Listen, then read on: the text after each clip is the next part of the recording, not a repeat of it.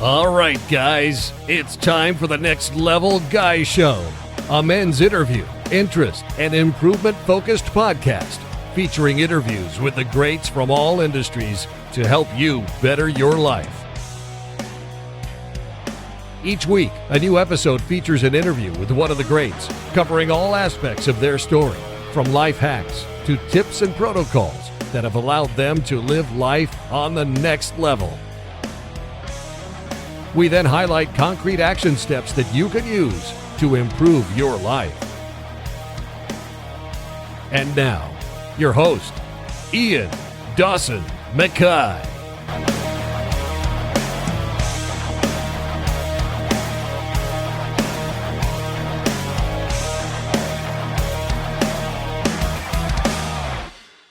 The borrower is a slave to the lender. If you owe someone money, you're not fully free. And that's a quote from today's guest, George Kamel.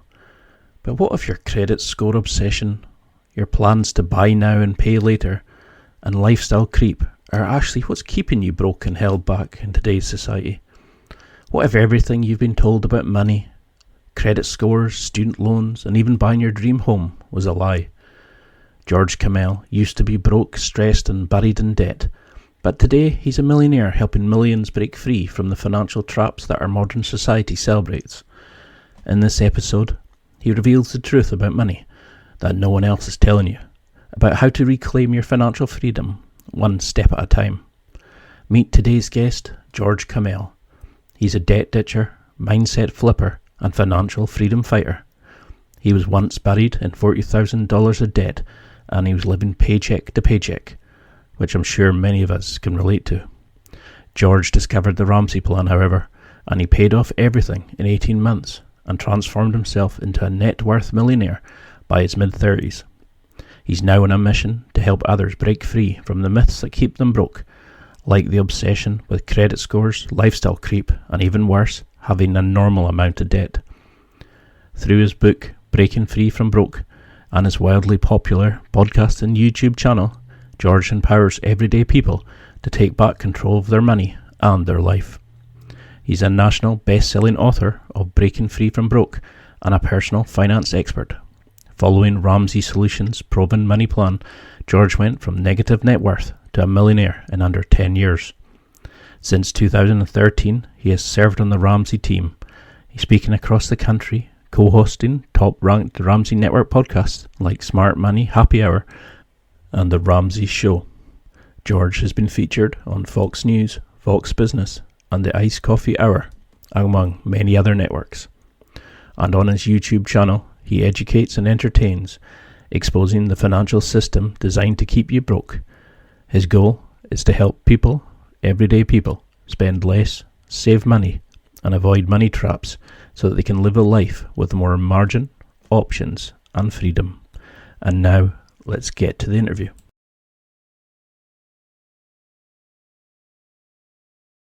You're one of those guys that you just can't help but trust. But for people who don't recognize you, and they should be ashamed, how would you introduce yourself? Oh man, how would I introduce myself? I would say I was the average George. I had immigrant parents and grew up falling for all the money traps that most people do. You know, some student loans, some credit cards, trying to build my credit score, trying to get, education and go to college to pursue the opportunity and the American dream. And I found myself frustrated, anxious, stressed out, depressed, going, this can't be it. Like sitting there with $40,000 in debt going, this is it. I don't even make $40,000. How am I ever going to pay this off? Like, how am I going to buy a house and travel and do all the things I want to do?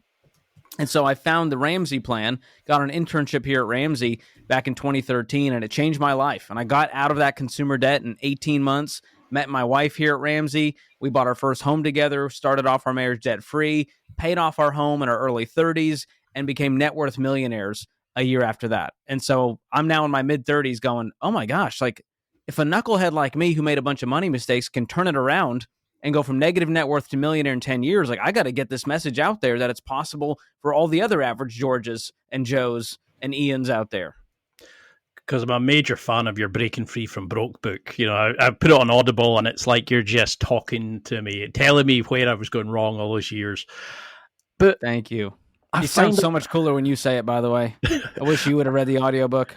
I find, well, it's a Scottish accent, of course, I find that a lot of, we're the first generation where we're actually living on debt. Where, it's cool to owe money to buy the latest pair of trainers and rather, not be able, like, what's it they said in one of the films? It's, they can afford a Lamborghini, but they haven't got enough to fill the tank of fuel. You're living off borrowed image. What did you notice? Because your parents are from the Middle East and Africa. What did you notice about the more traditional values towards money from those countries compared to this consumerism, all image-driven crap that we have over here? Well, the funniest thing is I get messages from people all over the world, and they go, George, over here, like, it's normal to use debit. It's weird to use credit. Like, you would be made fun of if you finance furniture. And in America, it's celebrated. They're like, oh, you made the wise decision. That's really smart. Get the 0% financing. And so what I found is that there is a unique piece of American culture that says debt is a way of life. Debt is the path to wealth. Debt is normal. It's okay to have debt. Everyone has it. It's just part of your everyday breathing. And I thought that can't be right because it wasn't long ago where we didn't have access to all of this debt. We didn't have the credit score to tell us how we were doing financially. All of this was newer. Like, we're talking a few decades, everything shifted in America. And, it's the dark, this is the kind of the dark side of capitalism, but debt makes a lot of money. When you charge someone 6% interest on a mortgage and 25% APR on the credit card and 9% on the car loan, the lenders and banks, if you go downtown, all the skyscrapers have their name on it. All the stadiums have their name on it. And so they're making a lot of money while keeping everyone else broke. And we're sitting here shaking our fists at the sky wondering who's going to fix it because this all just happened to us and we had nothing to do with it. And inflation and the president, they got to. And it's like, you got to look in the mirror at some point and go, man, I did some stupid stuff. I was an accomplice in these financial crimes and I'm the one who's going to fix it. I'm the solution. Because that's the thing, isn't it? No one wants to take ownership of it. It's always someone else's fault of why you're bad with money. But that's the thing is, if money is a building block of the world and it makes the world go round, it keeps us fed, keeps us housed, etc. Why are men so generally bad with it compared to what our grandfathers were? What have you seen that more attitude now of the comparison, the likes, the instant gratification compared to proper values like our grandpas would have had? 100%. I think, delayed gratification is starting to just fade away as people go, no, but I want it now. Like, everything in my life is now. Like, I don't 2-day shipping. I need it today. Do the overnight shipping. I can't wait that long. And so social media has made it worse. Technology has made it worse because we have access to everything 24/7 all the time, and no one gets to tell me I can't have it now. We're basically like reverting to toddlers when it comes to money. What I found is that people who win with money have a more tortoise mentality versus the hare mentality. They're more the crock pot instead of the microwave. And so they're okay moving at a slower pace, knowing this is the right path. I don't need to move as fast as my buddy over there, even though his life is actually not great, but Instagram makes me think it's great because he took a picture with his new car, but I don't see the $700 car payment he has to make every month. And so that's what's really happened. I think our older generations, they had common sense and they had to move at a slower pace. And now because we can move so much faster, that's all we know. And it's all we want to do. But I found that, even the Bible says wealth gained hastily will dwindle, but whoever gathers little by little will increase it. And so if you're getting rich slow, that is the best way to get rich fast. And the people who are trying to get rich fast, they're going to fall on their face. And they get real loud when things are going well. They get real quiet when things aren't going great. And I just want a more peaceful path. And that's what the Ramsey plan gave me. You just go, hey, don't owe people money. Have a bunch of money in the bank for emergencies and for a rainy day. Save up and pay cash for things you can actually afford in full. And invest for the future. That's the crux of the Ramsey plan. And it's so controversial now because of how wayward our culture has gone. It's definitely something you see every day. It's like, here's the best product ever, buy that car you need. And then you get the financial statement said it's supersonic speed with, here's your APR, and you look at the bottom of the screen, it's like, APR is 32%, and you can see people going, yeah, I need a new car. And they've got a brand new one sitting out there. And how have you noticed our beliefs about money? Because we are dictated by society at the minute. But have you noticed that people either have a fixed or growth mentality with money? They believe they can change. They believe they're good with money or bad with money. How would you start even shaping somebody that they could be better with money? Well, a lot of it has to do with your past. I mean, that's what shapes you. So your childhood, the way you grew up with money, the money you didn't have growing up, the way your family handled money, the fights that your mom and dad had, the trauma that caused you to make certain decisions in life and go into debt. All of that factors into your mindset and mentality around money. And so what I found is we have to get to the root of what's causing it. And there's usually a fear around it. Maybe there's a scarcity mindset where you go, oh my gosh, I'll never have enough. And therefore, I'll never be wealthy. So therefore, I'll just leverage my life to have it now because I'll probably never really afford it. And if I can just afford the payment, I'll be okay for now.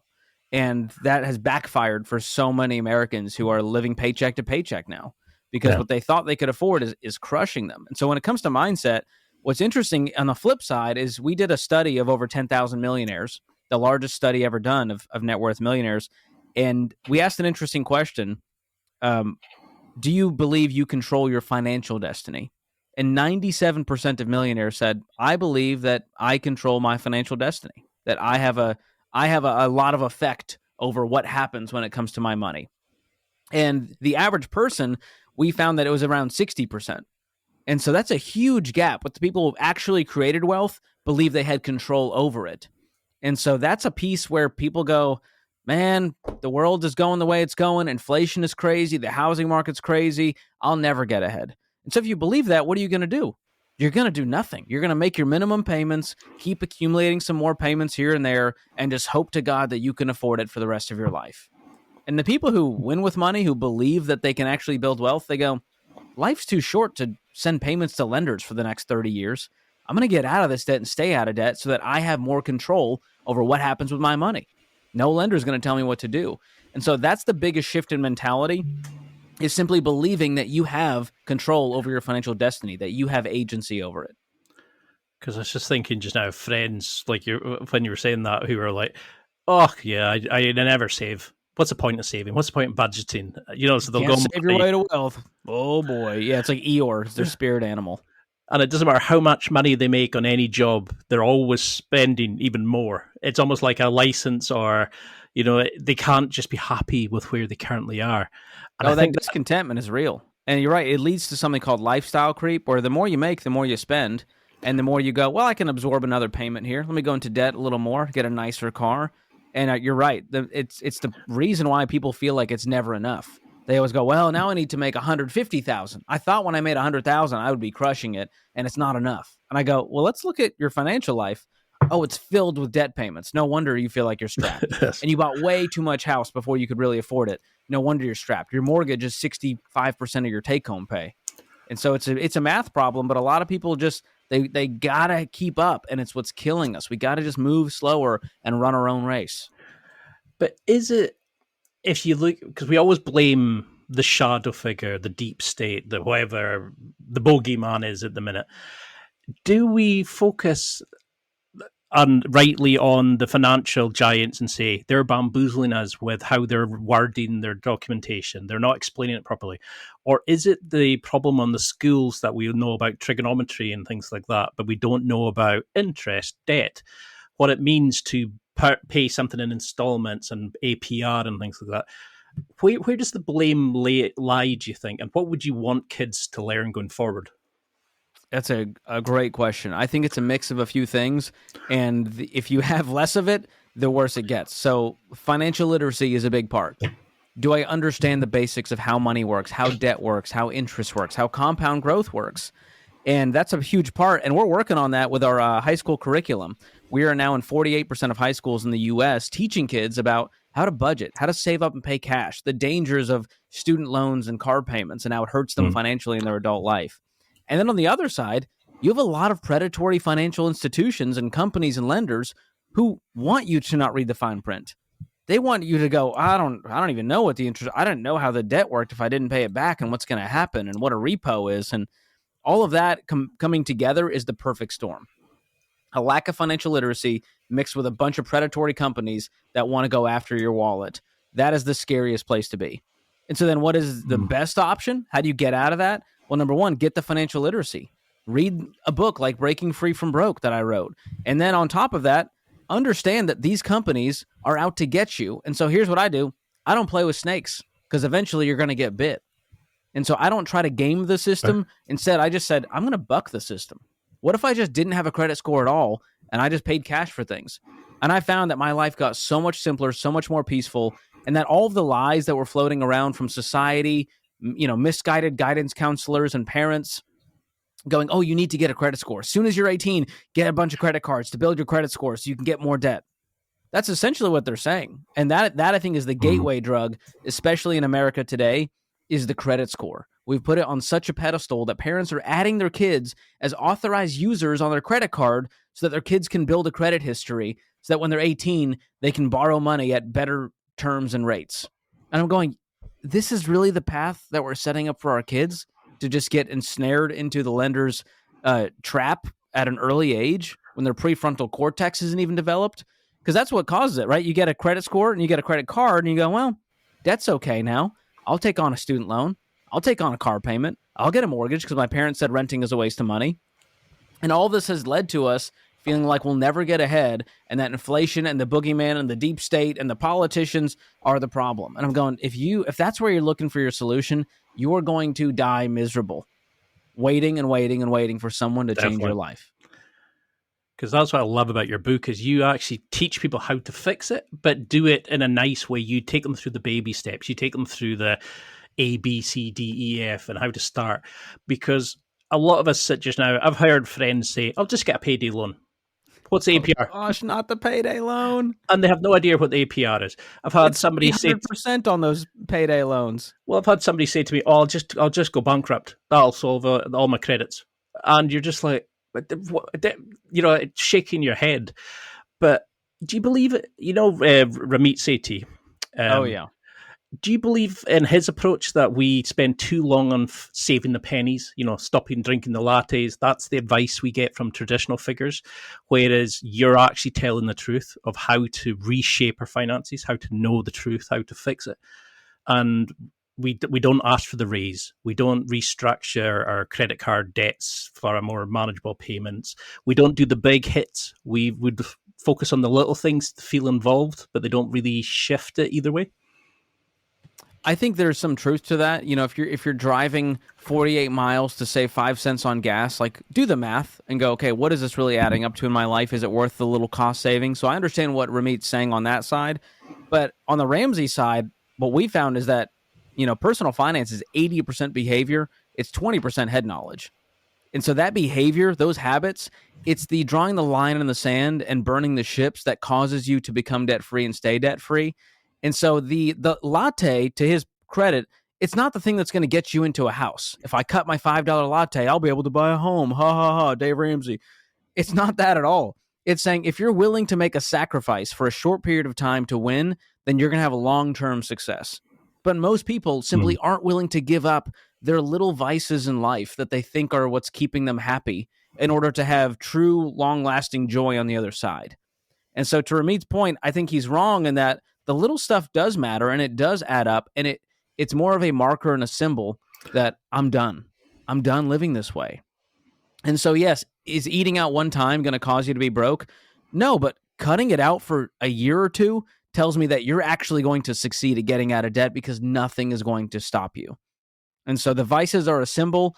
It's a symptom, but I think he's right that there's a bigger underlying problem to solve and there's bigger fish to fry. But I think it's still part of it. It's all wrapped up in it because habits, whether they're big or small, affect your life. And then when you couple that with the social media aspect where they see, Billy with a new car, Gene with a new house, and you think, oh, somebody will think I'm not as valuable as a person of them, despite the fact that it's you as a person, not... It's a sad state of affairs we've got into just now. But what if we flip to the side of nobody understands what debt is? They think it's just something that we'll worry about in the future. But you're robbing Peter to pay Paul sort of thing. How do we even start understanding debt, like if we're making a purchase? And how do we use like the debt snowball versus the debt avalanche approach? Because you mentioned these in your books, and it's such common sense. And you outline it beautifully. But everybody thinks, no, budget. I'll buy my lunch. I'll take my lunch to work. That'll save me the £50,000 car I've just bought. Why we don't seem to be able to understand big purchases versus our small habits, but then we don't understand how to actually start approaching debt. So could you talk a little bit? It's a very waffled way of saying. Could you explain about debt and what it really means? Sure. Yeah, I mean, debt is one of these things that, because it's been normalized and you just think it's a way of life, it just becomes a thing that it's a stepping stone to get to where you want to go, to get the thing faster. And we've celebrated it, like I mentioned earlier. And debt is simply owing anything to anyone for any reason. And we've sort of forgot that. And again, like this company was founded on a lot of biblical principles. And regardless of your faith background, there's so much wisdom in the book of Proverbs alone. And one of my favorite verses is this: the borrower is slave to the lender. And there's no context. Proverbs is meant to be like a bunch of tweets. And so you go, okay, the borrower is slave to the lender. That means I have a master. I am not in full control of my life when I owe other people money. And we've seen this affect relationships. If you let your buddy borrow $100 and he doesn't pay you back, he's not going to be your buddy very long. Like, that's going to cause resentment on your side. It's going to cause guilt and shame on his side. And we've seen this with family. And so debt in any relationship with a lender, it's going to cause harm to your life. I've never seen debt be a blessing to someone. And so when we talk about things like financial freedom, rarely do we talk about debt freedom as a part of that. We just think, well, if we can just make enough money with passive income and a business, then we're going to be okay and afford our payments on the fancy stuff that we really couldn't afford and propping up our lifestyle artificially. So that's what debt does. And then psychologically, the studies show that when you use someone else's money and you get to pay it back later, you treat it differently than if it was your own money, especially if it was cold, hard cash. That adds a lot of pain and friction to your life when you feel that cash leave your hand. Instead, we go, tap to pay with the credit card. I get my card back and I get my stuff. Psychologically, you felt no pain. But the statement shows up and you got to make that payment, or you make the minimum payment and get charged 25% APR. And so people don't feel the pain immediately. They just feel it in a very just sort of numbing way for the rest of their life, where they go, this can't be it. Like, my life, I've got to be made for more than just paying the bills and making rent and living paycheck to paycheck. And you're right, there is more, but debt is the problem. Because what I found is most people don't need to go make more money. Sometimes income is the problem, but it's the debt payments that are crushing them. And when life was going great, they could afford it. And the calls we get on the Ramsey show is when life happened and they lost the job, their income got cut in half, a spouse went to stay home, and now these payments that were once manageable are unmanageable. And so we got to start teaching people about money management instead of debt management if we want to see them win financially. Because it's terrifying, isn't it? It's like everybody will get their bills, their receipts and all that, and they just stick them in a drawer. Yeah, that's tomorrow Ian's problem. We'll deal with that when it comes. And then suddenly they wonder how they're 3, 8, 9, 40,000 in debt. And, it's just like, I don't know how that happened. And you're like, just look at your expenditure. It's simple. But there's so much in the book about taking through the baby steps, the big purchases, how to eliminate the things and that. But if you asked anybody in the street just now, what's an indicator of your financial success? They would say the credit score. Why is that? And you outline it in the book why it's a false dichotomy. It's not a true representation, or it's not something we should use. Why do we fall back on the credit score or believe it to be of value of use? Well, the credit score, it wasn't developed very long ago. I mean, we're talking about like the 90s when this started to become a thing. And the reason was they wanted an easier way to know if someone was a reputable borrower.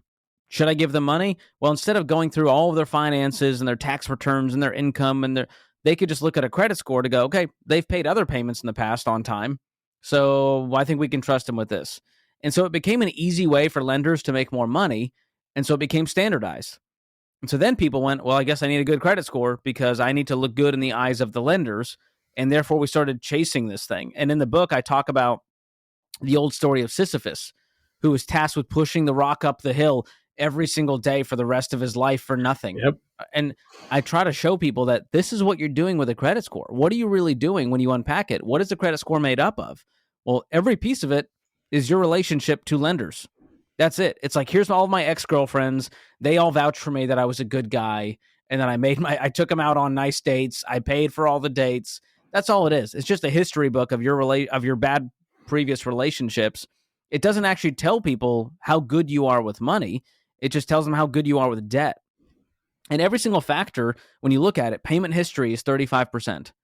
Amounts owed, 30%. Length of credit history, 15%. New credit, 10%. Your mix of credit, got to have a little potpourri, a little variety in there. That's 10%.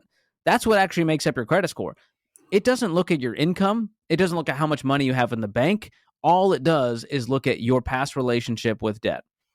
And therefore, when I decided, you know what, I'm going to live a better life if debt's not a part of it, my credit score went away. 6 to 12 months after I got out of my consumer debt, my credit score became indeterminable. So when I went to go check my score, it says, hey, we got nothing for you, man. You got no credit history here. And the big fear with people is now we've tied it to, well, how are you going to rent an apartment? Because they check. How are you going to rent a car? How are you going to make big purchases? How are you going to get a house? How are you going to get a job? They check your everyone's checking your credit. And what I found was everyone sat on a throne of lies. Because as I went to go rent an apartment, they went, okay, we might need a little extra in the deposit, but yeah, you can rent as long as you don't have a criminal background and you can make the payment. We're good with it. I went, oh, okay. And I went to rent a car. They all have debit card policies and they don't really care. As long as you can pay, you can rent a car. And even for a house, I went through a process called manual underwriting, which, like I said earlier, back in the day before credit scores, let's say in the 80s, if you wanted to buy a house, the lender would look at your actual financial picture. What is your income? What is your debt to income ratio? Okay, now we can let this person borrow this money based on all these factors. And so all of that just led me to go, oh, this was just created by the financial deep state, if you will, going like the lenders are going to make more money if they standardize this. It makes their life easier. It's going to make them more money, speed things along to get more people into their trap. And then everyone else went, well, I guess this is the game I have to play. And so what I'm trying to get people to learn in the book is that you don't have to play this game. You don't have to fall into the trap that is set before you. There's another way. Yes, it's a little bit harder. There's a few more hoops to jump through, but it's such a simpler, more peaceful life that will guarantee you a path to wealth.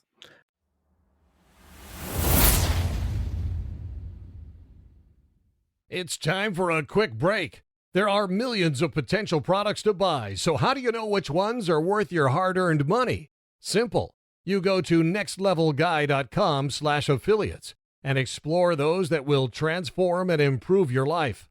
You'll find deals, listener exclusives, and special offers with some great companies. Recommendations are 100% honest and only on items Ian has tried or believes in. The companies showcased will make you a better man in all areas of your life. Simply go to nextlevelguy.com/affiliates and level up.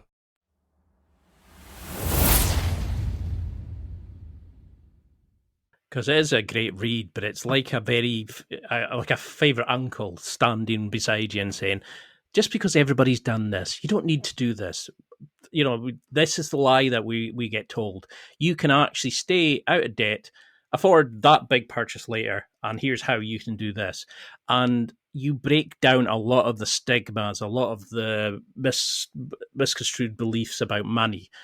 But what did you find about your own journey from broke to potential billionaire? How did you find... So kind, thank you. You know, what did you find about that is the kind of like, if you were sitting down with the younger George now, what would you say to him about your attitudes of money then versus now? Well, the reasons I went into debt were, you know, they're paved with good intentions, right? When I was going to school, well, I was like, I don't have $40,000 sitting around, and my parents didn't either, but we could access loans. And so I went, okay, I guess this is what I have to do. And everyone says I'll just be able to pay off the loans. I'll get a great job since I'll have a college degree.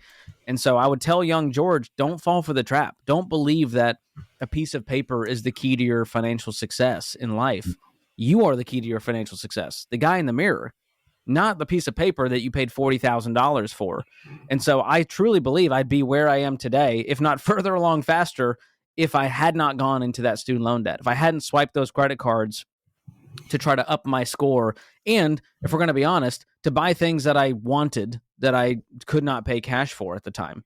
And so all of that kind of that instant gratification really stunted my financial growth. And so that's what people don't realize. And I wish I could tell every person who's out there, younger or older, hey, the longer you sit in this maze, the more stunted your growth is going to be, and the more guilt, shame, regret, frustration, anger you're going to have toward your past and toward your future. It's going to look bleaker because now you have less time on your side.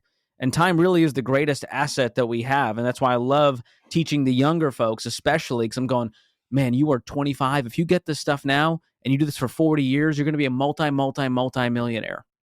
Because I hear the calls from people in their 50s, 60s, even 70s going, I didn't save a dime, and Social Security is $1,400 a month, and my bills are $3,000, and I don't know how I'm going to eat next week. And that doesn't have to be you. Like, with the power of compound growth and debt freedom, there's no reason that anyone can't retire a millionaire in America today. Because it's terrifying, isn't it, when you see a lot. I read somewhere in like the UK, something like 45% admitted they didn't have any savings at all. No pension, no personal savings at all. Not even that's up to about the stat £1,000. here. 4 out of 10 in the US, 0 in savings.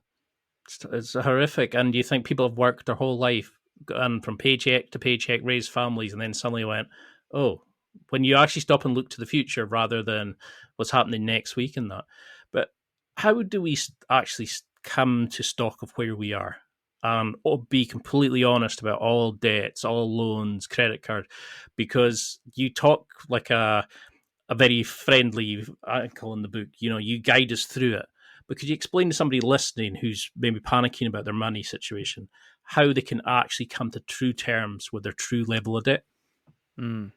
Well, I'm going to just say this. It's my favorite place for someone to be is ready for a change, where they're going, all right, I'm listening, man. I'm ready for a change. Because otherwise, you're throwing all this advice on rocky soil because they're not ready. They don't feel enough pain in their life to where they're ready to make that change. And so when people say, hey, man, I'm struggling, tell me what to do, I'm ready, I get real excited because I know that they're actually going to do this stuff. And so what the first thing to do to take stock, I would pull a credit report and go, okay, what is all of my debts? For most people, they've buried their head in the sand. They don't really know the balance. They don't really know the interest rates. They're just trying to keep up with payments and trying to get to next month. The second thing to do, quit borrowing money. It's impossible to pay off debt if you're continually going into debt. And so you got to cut up the card. This is burning the ships, right? This is I'm not going back. I'm not going to swipe that card one more time. I'm not going to keep it around as a security blanket while the credit card companies screw me over. And so you have to decide, I'm done borrowing money. I'm going to take a real look at my financial picture, look in that financial mirror and go, all right, it's not pretty, but I'm willing to deal with this mess that I've created. That's when someone really is going to change. And so the next thing to do is just list out all of your debts from smallest to largest balance, ignore the interest rate, and go, that little one, that smallest balance, you're next. I'm going to make minimum payments on the rest and attack that one with a vengeance. And the way to do all of this, the way to actually lay it out, is with a detailed budget. And so if you make your budget and you go, okay, here's my actual income for the month, here's what comes home after taxes, here's all of my expenses. The budget will tell you real quick the reality of your financial situation. You make $5,000, but your bills are $6,000. You're going to be $12,000 in debt a year from now. $1,000 a month, you're going to be in the hole.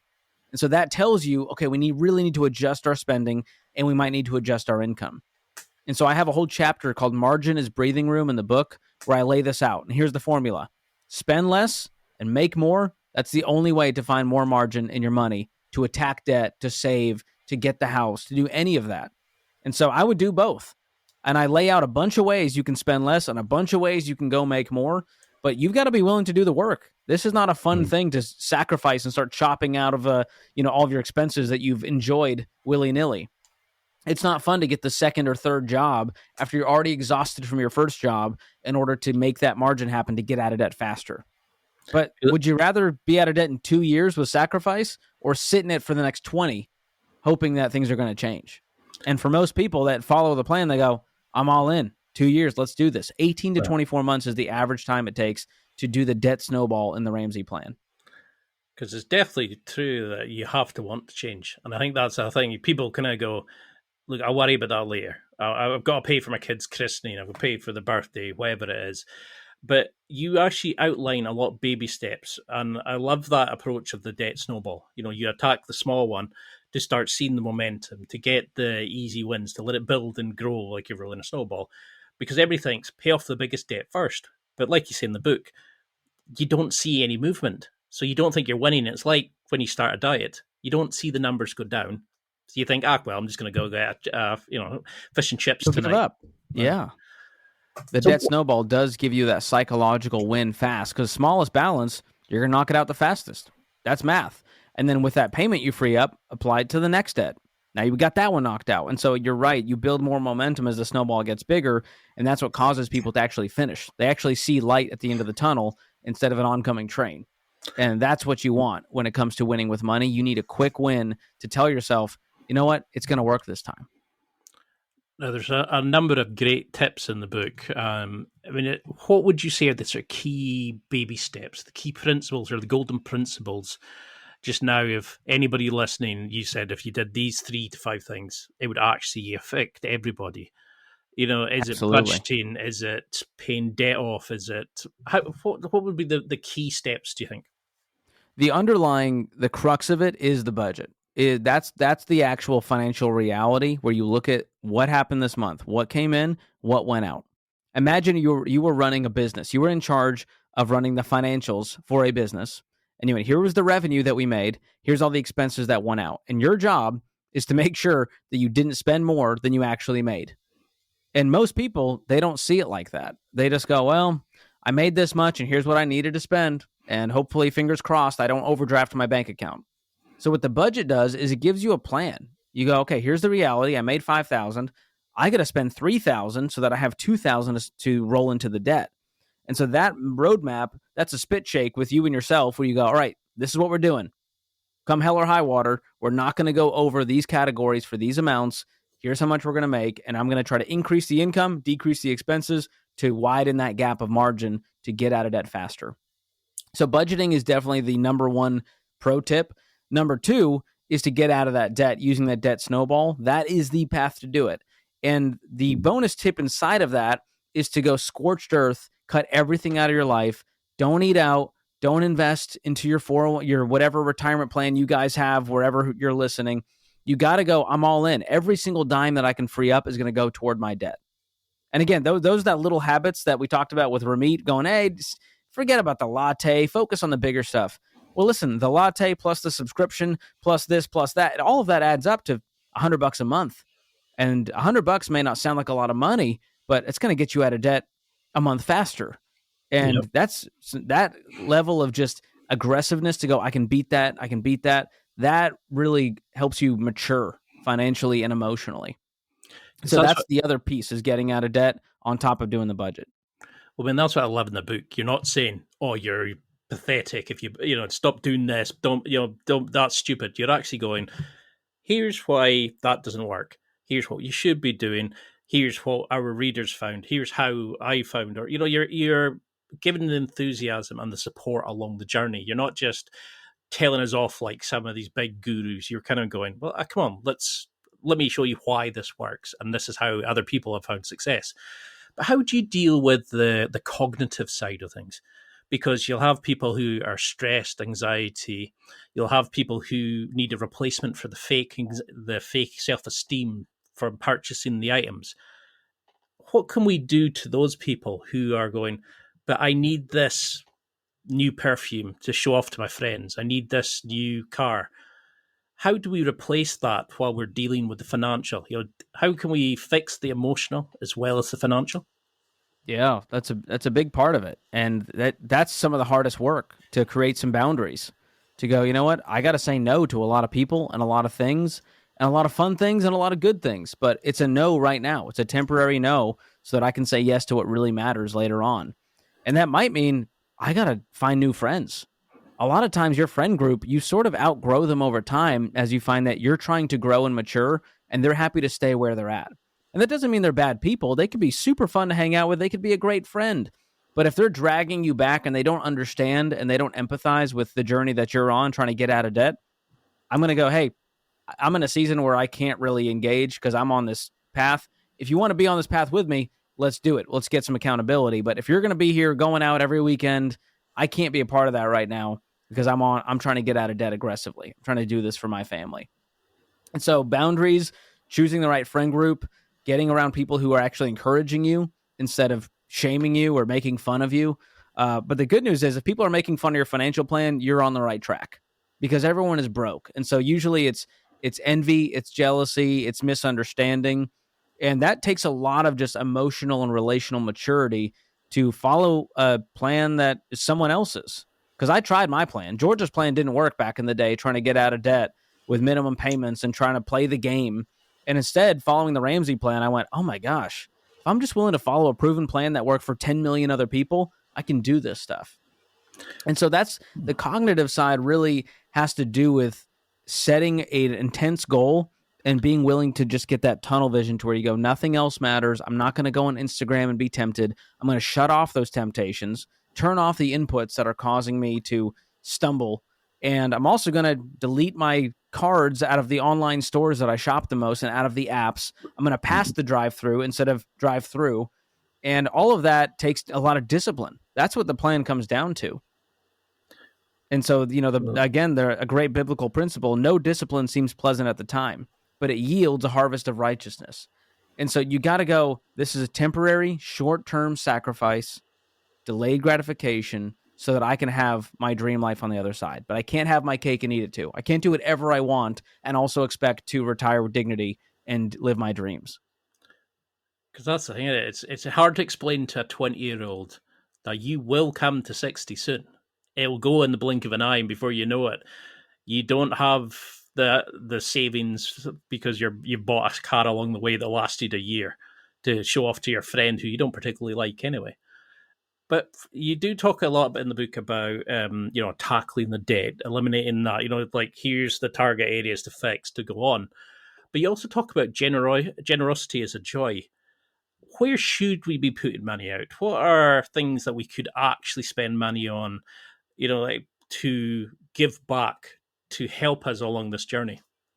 Yeah, generosity is such an interesting principle. And anytime I talk about it on my YouTube channel or social media, it's so funny how angry people get. Of like, you expect me to give $1 over here and everyone's broke. And why would I give money here? And, how is this a wealth building principle? And what I found is that the people who build wealth, they're generous before they build wealth. They're just generous people. And we found that money is just a magnifying glass. So if you're a generous person when you're broke, you're going to be a philanthropist later on in life when you got a pile of money. And if you're a stingy person while you're broke, you're just going to be a stingy rich person. And so money doesn't actually define you. It just makes you more of who you are. And we're all attracted to generous people. And the byproduct is generous people tend to succeed. They tend to build wealth. They tend to have an abundance mentality. So they don't see it as a finite pie where if I give them a slice of my money, I'm going to have less money. They see it as lighting someone else's candle. I kept my flame. I'm doing okay, but I was able to help someone else light theirs because of what I've created out of the overflow of my life, the abundance of my life. And so generosity is a really interesting financial principle that most people aren't talking about outside of Ramsey, but it's a really good thing to create a habit of giving because it actually is the most fun you can have. Science has proven this, that giving money actually produces dopamine in the brain. It will light up those receptors to go, man, that felt really good to give instead of just to get. And you find that when you buy something, the joy you get from buying a thing is so ephemeral. It's just like, it's gone in the blink of an eye. You went, oh, now it's just sitting in the closet with tags on it. Felt good in the moment for retail therapy, and then it just fizzles out. Whereas giving, man, you can go back to that memory 1,000 times over and remember the look on their face, the tears in their eyes when you gave that money. And so there's a piece of this that is, it's inherently part of money. There's only 3 things you can do with it. Give it, save it, and spend it. And spending is fine. There's nothing wrong with spending money, enjoy some things, enjoy experiences. Saving is great. Yes, let's invest and save. But if we do too much of one and we don't give, we're going to get a flat tire in our life. And we're going to feel a little bit purposeless. And so that generosity piece, it unlocks something within us and it helps us stay balanced for the rest of our life and helps us remind ourselves why we're building wealth. It's not for us. We're planting trees for shade that we may never see. I love it. I mean, that's why I keep recommending this book to people, because it's one of those books that actually says you don't need to be bad with money. You don't need to just accept that, oh, you'll never have savings. No matter your position just now, you can follow your journey and go from, like you did, broke to a millionaire. And it's difficult to imagine that just now, but you explain it in by step analysis of how to do this. Here's where to start. Here's how to tackle. But what is the order of importance? I'm assuming debt's number one, but what about an emergency 6-month plan, then investments, then saving money? How do we balance? Because everybody said you got to have your emergency day fund, your rainy day fund, but you've also got to invest, but you've also got to pay off your debt, but you've also got to build up your credit score. You've also got to build How do we know what's the order of importance? Yeah, the Ramsey baby steps are laid out in a very simple way, and baby steps 1 through 3 are done in order, one at a time. And so baby step 1 of the Ramsey plan, before you do anything else, get $1,000 saved up really quick. Less than 30 days, get $1,000 in a starter emergency fund. So that little savings account, that's going to be a buffer between you and life for those little ankle biters. And the reason Dave Ramsey implemented this is because at first he started saying, hey, just get out of debt, debt snowball. But then people would have a flat tire and go, well, now I'm thrown off. Like I keep falling off the wagon because of these little emergencies. So that baby step 1 creates a little buffer between you and life so that you're not falling off every time a little thing comes your way. Once you have $1,000, then you hit baby step 2, which is getting out of all consumer debt, pay it all off using that debt snowball method we talked about, smallest to largest balance, ignoring the interest rate. Then once you have all your debt paid off, now we can move to a fully funded emergency fund. So now, baby step 1, 30 days. Baby step 2, 18 to 24 months on average. Baby step 3, to get 3 to 6 months of expenses saved up, that takes people about 6 months, maybe 12 months. And so think about that. We're talking 2.5 or 3 years to build this amazing financial foundation where you have no payments and a big pile of cash ready in case life happens. For the job loss, for the medical emergency, for the car repair, whatever it is. That is your never go into debt again insurance plan. So once you have that foundation built, now we can move on to baby steps 4, 5, 6. Now these are done in order, but they're done simultaneously. So what you do is baby step 4, invest 15% of your household income into retirement accounts. This is where we start building for the future instead of paying for the past. Once we have the 15% of each paycheck going to retirement accounts or building some wealth, now we can put away money for our kids' college fund in baby step 5. So baby step 5 is just save for kids' college, whatever you can do. There's no obligation to fully pay for college, but at least develop a game plan if you have kids about how we're going to go debt-free, because we don't want to be a part of the student loan crisis where we took a call yesterday, John Deloney and I. This girl was $230,000 in student loan debt, making $50,000 with no real room for improvement in her career. And we're going, this is going to take 20 years to pay off at the current rate. You have to get your income up. And so the ROI just isn't there for college degrees when you factor in student loans. So once we got baby step 5, or if you don't have kids, you can skip it and go to baby step 6, which is pay off your home early. So this means putting extra payments toward the principal balance of your mortgage to get it knocked out. So instead of 30 years, let's do it in like 10. And I recommend a 15-year mortgage because it really creates a forced savings plan to where you go, in 15 years, worst case, I got this debt paid off. And most people we found, the millionaire study, 10.2 years, they pay off their mortgage. And people following the baby steps, even faster, 7 years. And once you get through all those steps, you have no debt, the emergency fund, you've been investing, you get the home paid off, that takes you to baby step 7, which is the final step.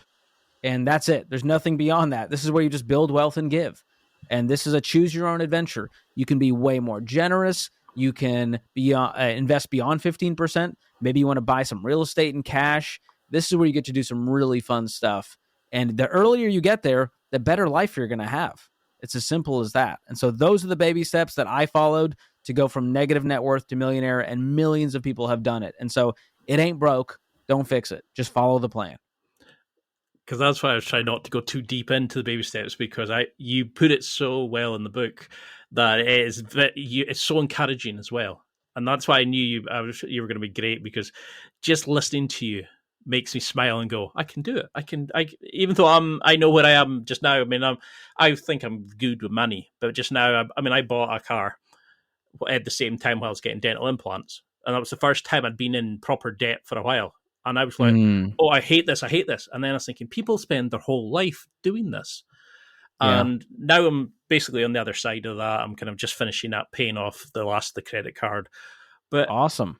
how do we take this and future plan? Because would you want people to pay to rent versus buying? What's your take on that? And how do you change as you become a father? How do you change with you have kids, a wife to support as much as just yourself? Absolutely. So let's talk about that first piece, home ownership. When is the right time to buy a house? How long should I rent for? And, in the baby steps, you go, wait, where was the home in this? You said pay off the home. Where was the part where I buy the home?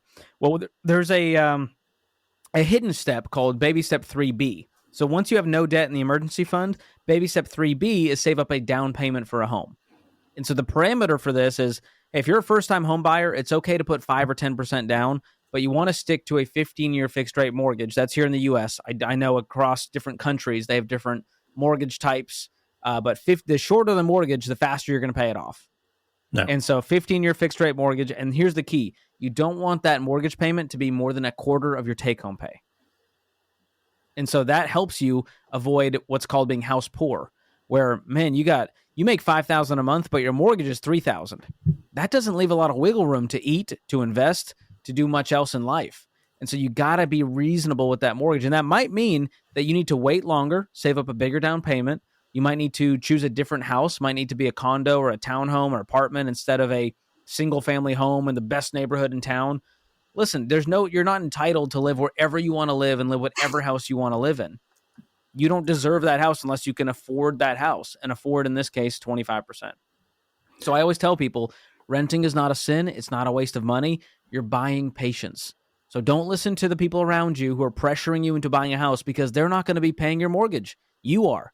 So I don't care what mom and dad said about you should be in a house buying. Listen, house prices have skyrocketed here in the U.S.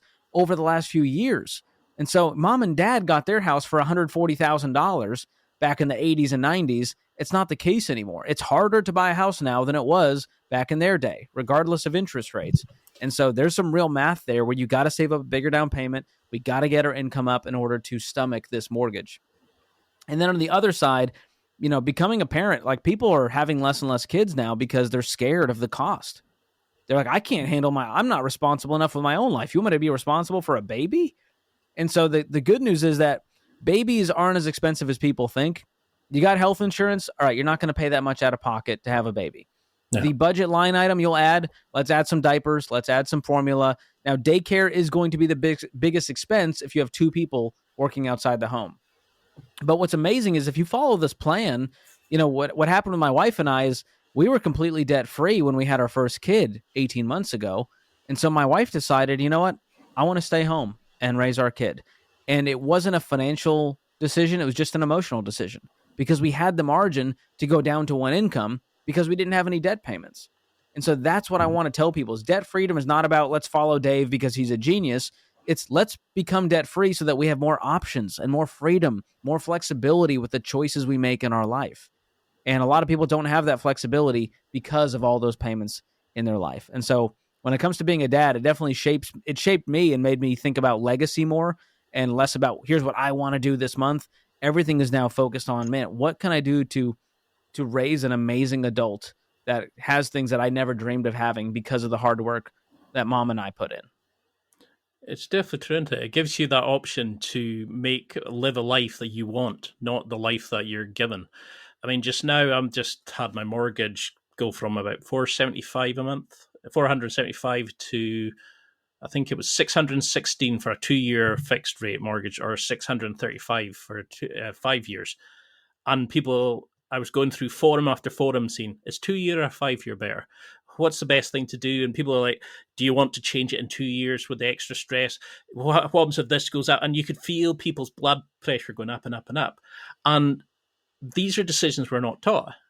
But like you're saying in the book, if we actually tackle the basics, we can develop the life that we want, get to a point where we can afford to, if your wife wants to stay home, if you want to maybe take a less paid job to then follow your dream, or etc. But what do you do to relax? What's the guilty pleasure of yours? What's something that you do spend your money on that you think, yeah, people would ridicule me if they knew I was spending money on that? Oh my goodness. I think if you looked at my budget right now, you would go like, you're spending how much on your dogs? And so that's the biggest line item in our budget right now is just our dog. We got 2 French bulldogs, and they have to have specialty, hypoallergenic food. They go to a little doggy daycare twice a week, so they get out of our hair, give my wife a break, get their energy out with some other dog friends of theirs. And so that adds up per month, but we have the margin to do it. And we do love our dogs. They sleep in our bed. So that's my guilty pleasure is spending, getting the dog groomer to show up in the driveway because they have too much anxiety to go to the pet store to get a bath. Those are the kinds of things we get to do because we have the margin to do it. And I get a lot of judgment for it because of how much my dogs are pampered. But that's the biggest one. The other one that is really great is just paying people to do things that I don't want to do. And so, lawn care. I'm like, hey, let's have them come by once a week and mow the lawn. Getting a house cleaner once a month. These are luxuries that I didn't think I'd ever be able to do, but because we followed the plan and we have the margin to do it, I can go, you know what? Either I don't want to do it or my time is worth more than that, and so I'm going to delegate it and pay someone because, again, time is the greatest asset. So to get 3 hours of my life back and not get in a fight with my wife because of who's going to scrub the grout in the shower, I'm happy to pay someone $150 once a month to come and do that for us, who's better at that, who enjoys doing it, and I get to support a small business. And so that's the kind of stuff are my guilty pleasures. It just is trading that money for time back in my life and, spoiling my family with great fun adventures, experiences, great meals, all of that stuff that back in the day I would have put on the credit card while I was broke. And now it's no problem. We just put it on the debit card and it comes out of our account instantly, and we sleep at night wonderfully. I suppose that's like the roommate CT thing about the rich life. What you decide what it means to you. Exactly. It's getting a PT and a chef. For you, it might be having a couple extra phone chargers lying around where you need it, and your podcasting studio at the back, or whatever it is. You decide. The little luxuries add up too. Like I got one. It's called a bed jet, and it's just a little machine that like pumps air into your bed sheets at whatever temperature and fan speed you would like. Oh, and yeah, so I sleep hot a lot of the time. And so I love just having that little, it's like $300, but it's one of these little luxuries that for someone who didn't have the money, who would have done buy now, pay later on that thing, that's just another payment in their life. And so this little things you can do to where if I just see something and it's in the budget, we go, all right, George's fun money. Let's buy an air purifier. We're really living. This is what you do in your mid-30s. This is what gets you excited. Well, I can't believe it's been an hour. It feels like 5 minutes, honestly. I'd love to have you back on because there's so many areas to go into, and I find you such a nice guy as well. Oh, thank you, Ian. For people who are listening, what do you want them to take from this? Is it just the belief that they can change, that we can go from broke to a billionaire, that we can all live financially educated and appropriate life even? Yeah, I think it goes beyond money. I think money, what we found is as people actually follow the Ramsey plan, the debt freedom is a cool thing we celebrate, but what really is happening there is transformation. They now believe in themselves, and before they didn't really have the confidence in themselves. They thought, it's not for me. Wealth isn't for me. Freedom isn't for me. I've done too many dumb things with zeros on the end. I don't deserve. We got that call yesterday. This woman called the Ramsey show in tears, and she said, I don't deserve a home. I live in a travel trailer with my daughter. A lot of life has happened to us, and I feel like I don't deserve it. And to give people the hope that they can transform and to drop the guilt, shame, baggage, drop the cynicism that they have, the anger they have deep inside toward the world, toward their past decisions. If we can just choose hope and choose that optimism every day and go, you know what? I'm going to do a little better today than I did yesterday financially. I'm going to do a little better today than I did the other day. That choosing positivity and optimism, even when the deck feels stacked against you, it's a tall order, and it also makes you feel invincible. And that's what I find when people visit us on the debt-free stage to celebrate their debt-free journey. They seem invincible because they know whatever comes our way, we're going to be able to overcome it because they have a belief in themselves. And that's that financial destiny piece. They're going, you know what? If I can get out of debt, I can get control of my health. I can have a better marriage. And so what excites me about following the Ramsey plan is not just the money piece, It's the piece that you believe that you can change every aspect of your life, that you can affect it, and you have agency over way more than you thought. Because most of us focus on the things we can't control. That's all the headlines, the social media stuff, what our friends are doing. Very rarely do we take stock on the things that we can control and go all in on that. And that's exactly what the Ramsey plan does. And hey, if you follow it and you get debt free and you hate it, the lenders will be happy to give you more money and let you borrow for the rest of your life. But I found the people that follow the plan, man, their life is just richer, it's more peaceful, and it's not about how much money they make. It's not about comparing their lives to others. They have found their own race, and they are running it freely with so much joy. I love that. It's, don't just get a debt, build a life that you want. And Exactly. I think that's the best thing about your talk show is doesn't matter how bad debt or a financial situation are, you talk them through how to do it. You might give them a bit more of a stern talking to if they need it, but you then go through the book, you explain how to build it, encourage them to do it, and then you celebrate their successes. And you love to hear back from them. I cannot recommend this book enough for people who want to finally get control of their finances. What else can we do? Can we follow you on Instagram? What's your website? How do we follow along this amazing journey that you're going on in your own life as well? Absolutely. Yeah, the book is a great start. It's called Breaking Free from Broke, and I did the audiobook with some music that I wrote for it, and we try to make it really fun and palatable, and you alluded to it. I wanted to just have a conversation where it didn't feel like someone's talking at you, they're talking with you. And so the audiobook is really fun. You can get the hardcover book as well, and you can jump on to George Kamel, KAMEL.com for all the resources. And if you want just some daily inspiration, encouragement, I've got a YouTube channel that has over 400,000 subscribers now. The team's put a lot of effort into it. And so we got 3 episodes a week, Monday, Wednesday, Friday. I have another podcast with my friend Rachel Cruz, that's Dave Ramsey's daughter, that's called Smart Money Happy Hour, where we share a mocktail or a cocktail and we talk about what's going on in culture and money. So this is a great starting point. If you want to laugh and sort of accidentally learn about money, Smart Money Happy Hour is the show for you. That's on YouTube and podcast as well. And of course, the Ramsey Show airing every day. I'm jumping in there as a co-host a few times a week. I'll be on this afternoon. So if you ever have questions, I'd love to hear from your listeners.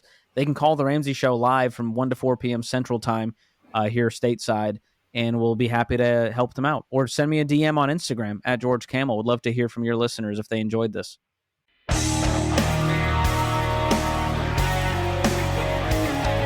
Well, that's it for another week, and thank you for listening. It's now time to take what you've learned and use it to develop and enhance your life with the key points mentioned. Listen, try it, embrace it, use it, and crush it. Now's your time to hit that next level in your life. If you liked this episode, then please leave a comment on the show notes or a review of the show on your podcast platform. Everything helps evolve the show. Until next week, keep seeking the next level in your life.